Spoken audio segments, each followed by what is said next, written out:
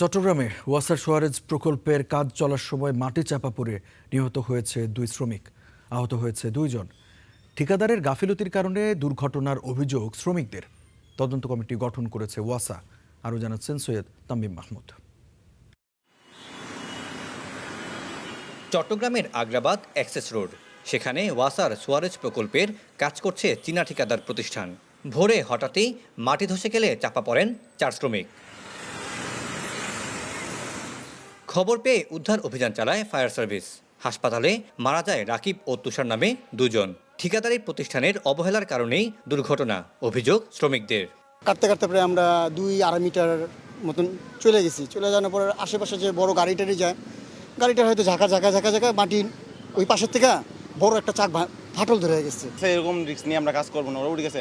Engineer আসি বলতেছে যে ওরা মানে 10 থেকে 9 উঠি দাঁড়াইছে, ওদেরকে আবার লামাইছে, লামানোর পর এই ঘটনাটা হয়েছে। হাসপাতালে ছড়িয়ে পড়ে উত্তেজনা। সেখানে ঠিকাদারি প্রতিষ্ঠানের এক কর্মকর্তার বিরুদ্ধে আপত্তিকর মন্তব্যের অভিযোগ তোলেন শ্রমিকরা। পরে সেখানে চালানো হয় ভাঙচুর। পুলিশ গিয়ে পরিস্থিতি নিয়ন্ত্রণে আনে।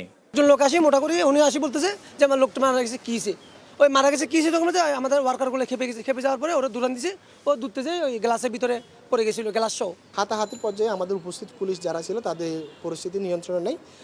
যারা এই ঘটনা যারা সংশ্লিষ্ট ছিল তাদের মধ্যে আমরা বেশ কয়েকজনকে আমরা আটক করি। এই ঘটনায় তদন্ত কমিটি গঠন করেছে চট্টগ্রাম ওয়াসা। আগামী রোববারের মধ্যেই কমিটিকে প্রতিবেদন জমা দিতে বলা হয়েছে। কেন ঘটলো এই ঘটনাটা, আমাদের ঠিকাদারের কোনো গাফিলতি আছে কিনা, পরামর্শক প্রতিষ্ঠানের কোনো গাফিলতি আছে কিনা, এই বিষয়গুলো আমরা একটা তদন্ত কমিটি করে আমরা এটা বের করব। অলরেডি একটা তদন্ত কমিটি আমাদের ফরমেশন হয়ে গেছে, তো তারা কাজ শুরু করবে। 2 দিনের মধ্যে তারা এটার একটা রিপোর্ট আমাদের কাছে দিয়ে দেবে। নিহত রাকিব ভোলার আর তুষারের বাড়ি দিনাজপুরে।